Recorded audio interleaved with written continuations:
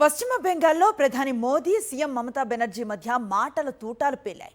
బెంగాల్లో అభివృద్ధి ఆగిపోయింది. రాష్ట్రంలో శాంతి భద్రతలు బలహీనంగా ఉన్నాయి. టీఎంసీ గూండాలు 10 రోజుల్లో లొంగిపోవాలని వార్నింగ్ ఇచ్చారు ప్రధాని మోదీ. ఇటు మమతా కూడా బీజేపీపై ఘాటుగా ఎదురుదాడికి దిగారు.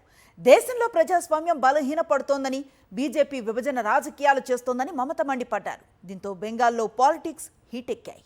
బెంగాల్ సీఎం మమతా బెనర్జీపై ప్రధాని మోదీ విరుచుకుపడ్డారు. బెంగాల్లో అశాంతి సృష్టిస్తున్న టీఎంసీ గూండాలను ఎట్టి పరిస్థితుల్లో వదిలిపెట్టబోమని హెచ్చరించారు. బిష్ణుపూర్లో బీజేపీ ఏర్పాటు చేసిన బహిరంగ సభలో ఆయన ప్రసంగించారు.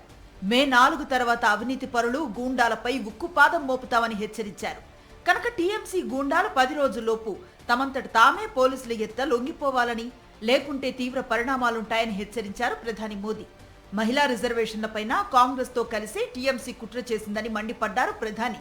మహిళలు ఎమ్మెల్యేలు కావటం టీఎంసీకి ఇష్టం లేదని విమర్శించారు. దీదీ సర్కార్ కు రోజులు దగ్గర పడ్డాయన్నారు మోదీ. टीएमसी नहीं चाहती थी, इसलिए टीएमसी ने कांग्रेस के साथ मिलकर साजिश रची और इन्होंने महिलाओं के लिए 33% सीट सुरक्षित रखने का कानून नहीं बनने दिया.